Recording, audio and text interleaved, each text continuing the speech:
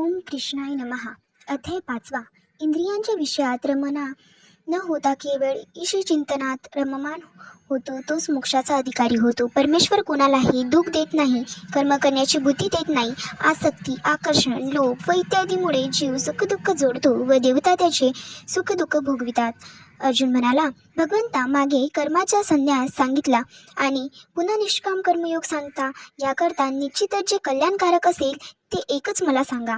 श्री भगवान म्हणाले, कर्माचा त्याग आणि निष्काम कर्मयोग दोन्ही मोक्षदायक आहेत, परंतु भक्तिरहित केवळ कर्म संन्यासापेक्षा भक्तियुक्त कर्मयोग श्रेष्ठ आहे. हे अर्जुना, जो कोणाचाही द्वेष करीत नाही, कशाची इच्छा करत नाही, तो नित्य संन्याशी समजावा, कारण बंधरहित असल्यामुळे बंधनांपासून सहज मुक्त होतो.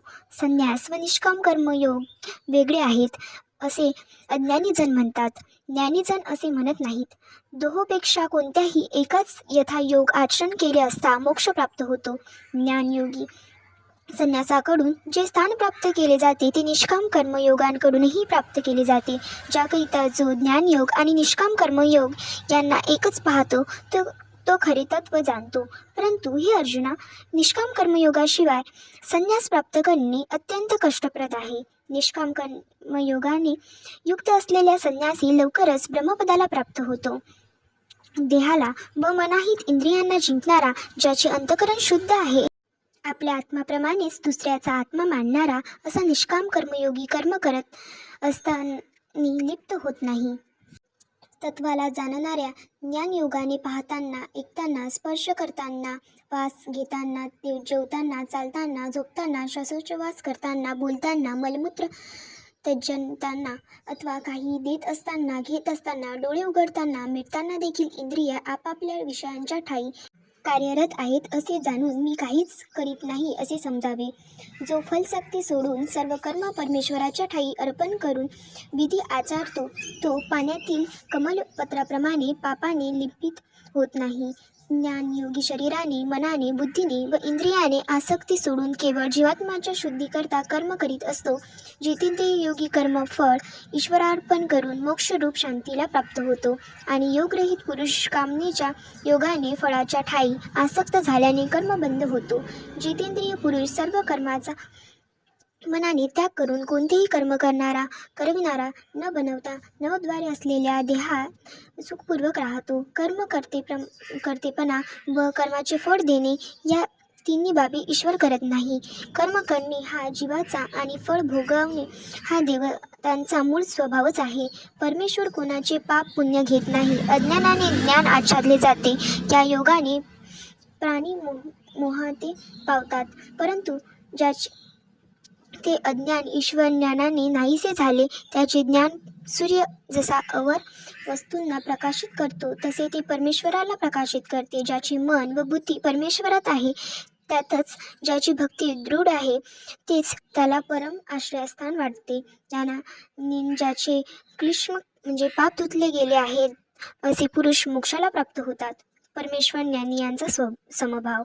विद्या व विनय यांनी संपन्न असलेला ब्राह्मण, गाय, हत्ती, कुत्रा व चांडाळ या सर्वांकडे ज्ञानी समदृष्टीने पाहतात. ज्याचे मन समभावात स्थिरावले त्याने तिथे संसार जिंकला, कारण ब्रह्मासारखा तो निर्गुण विषमत्वरहित होऊन ईश्वर चिंतनात मग्न होतो. ज्याची बुद्धी स्थिर झाली आहे, ज्याचे सर्व अज्ञान नष्ट झाले आहे व जो ब्रह्माची ठिकाणी स्थिर झाला आहे, असा ब्रह्मवेता पुरुष आवडता विषय प्राप्त झाला असता सुख मानित नाही व न आवडता विषय प्राप्त झाला असता दुःखी होत नाही. बाह्य विषयांच्या स्पर्शात ज्याचे मन रमत नाही, जो ईश्वर चिंतनाने आत्मिक समाधान प्राप्त करतो, तो अविनाशी सुखाचा अनुभव घेतो. अर्जुना, जे इंद्रिय स्पर्शजन्य भोग आहेत ते नित्यसंदेह, उत्पत्ती आणि नाश यांनी युक्त असून दुःखाचे कारण आहेत. म्हणून ज्ञानी त्याच्या ठिकाणी रममान होत नाही. जो अंतसमयापर्यंत या देहात कामक्रोधाने उत्पन्न होणारे निरोध सहन करण्यास समर्थ होतो, तोच खरा योगी, खरा सुखी होय. जो अंतःकरणात सुख, शांती तथा ज्ञानप्रकाशाचा अनुभव घेतो, तो ब्रह्मज्ञानी निसंदेह ब्रह्मनिर्वाण रूप मोक्ष प्राप्त करून घेतो. ज्ञानशक्तीने ज्याचे दोष नष्ट झाले, सर्व प्रकारचे संशय दूर झाले, ईश्वर चिंतनात मन एकाग्र झाले, प्राणी मात्रांचे खरे कल्याण व्हावे याकरताचे सदुपदेश समार्गी लावतात असे जितेंद्रिय ऋषी ब्रह्म प्राप्तीला प्राप्त होत. ज्यांनी काम क्रोधावर विजय मिळवला, चंचल चित्ताचे संयमन केले, ब्रह्म परमेश्वराचे ज्ञान झालेल्या ज्ञानी योगांना परब्रह्म सान्निध्यच असते. शब्दातीत बाहेरचे विषय बाहेर टाकून भुकुटीमध्ये दृष्टी स्थापन करून नासिकांच्या आत येणाऱ्या जाणाऱ्या प्राण तथा अपान वायूची गती सम करून मन, इंद्रिय, बुद्धी यांना आपल्या अधीन करून इच्छा, भय आणि क्रोध नाहीसे करून जो मोक्ष प्राप्तीसाठी उत्सुक असतो तो सदा मुक्तच होय. शारीरिक, मानसिक व वाचिक या सर्व प्रकारच्या व तपस्यांचा उपभोक्ता, सर्व जीव देवतांचा महेश्वर, सर्व भूतांचा सुदेह असे तो जाणतो, तो मोक्षाभूतीने पावतो. या प्रकारे श्रीकृष्ण भगवंतांनी निरोप लिहिली. तत्त्वज्ञानातील ब्रह्मविद्यांतर्गत योगशास्त्रातील श्रीकृष्ण अर्जुन संवादात्मक कर्मसन्यास योग नावाचा 5वा अध्याय समाप्त.